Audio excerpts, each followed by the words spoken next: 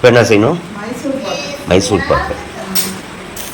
1 tumbler மாவுக்கு 2 tumbler சர்க்கரை.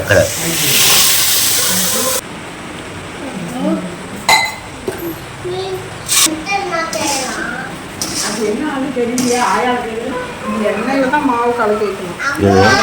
கடலை மாவு எண்ணெயில கலக்கணும். இதில் இந்த டம்ளர்ல 1 டம்ளர் கடலை மாவு, 2 டம்ளர் சர்க்கரை எடுத்துக்கணும். அப்புறம் அந்த 1 டம்ளர் கடலை மாவு, 1 டம்ளர் எண்ணெய், அந்த எண்ணெயில தான் அந்த மாவு கலக்கணும். மைசூர் பாக்கு எண்ணெயில மாவு தண்ணி கலக்கக்கூடாது. நல்லா ஒவ்வொன்றும் பதமாக தெரிஞ்சுக்கணும். இப்போ இந்த 2 டம்ளருக்கு 1 டம்ளர் தண்ணி ஊற்றி பாவு பதம் முன்னாடி அதை சரி.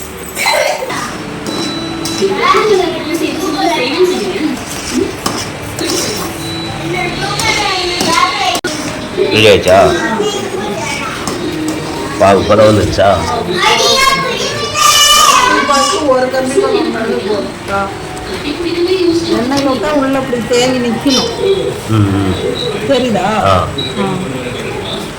அந்த பழம்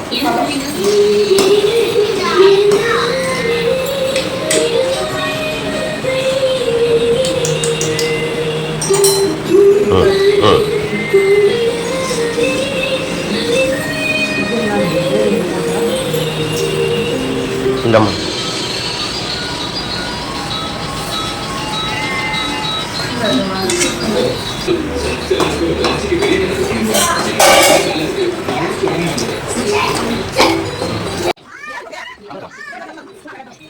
இந்த மாதிரி கை விடாம கிண்டணும். இப்போ நெய் கொஞ்சம் கொஞ்சமா ஊற்றிக்கணும். நெய் இது 4 டம்ளர் நெய் எடுத்து கொஞ்சம் கொஞ்சமா ஊற்றிக்கணும்.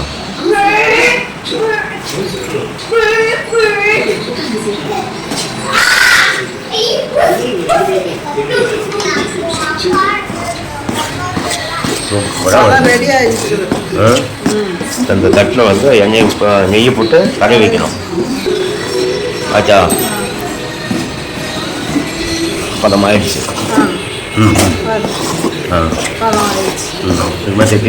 ஒட்டாம வந்தாவே பதம் ரெடி ஆயிடுச்சுன்னா அடியில் ஒட்டாத. ஆமா, ஒட்டாம வந்துச்சுனாவே மைசூர் பாக் பதம் ரெடி ஆயிடுச்சு.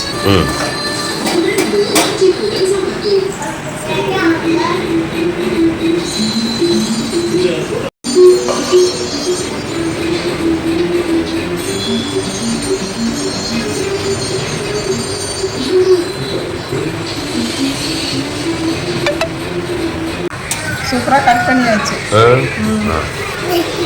மைசூர் பாக்கு பாருங்க, சூப்பரா மைசூர் பாக்கு வந்துருச்சு. பாருங்க எந்த அளவுக்கு சாப்பிட்டோம், அழகா வந்துருக்கு, டேஸ்டா இருக்குது. சூப்பரான மைசூர் பாக்கு ரெடி. ஓகேங்க, அடுத்த வீடியோவில் பார்க்கலாம்.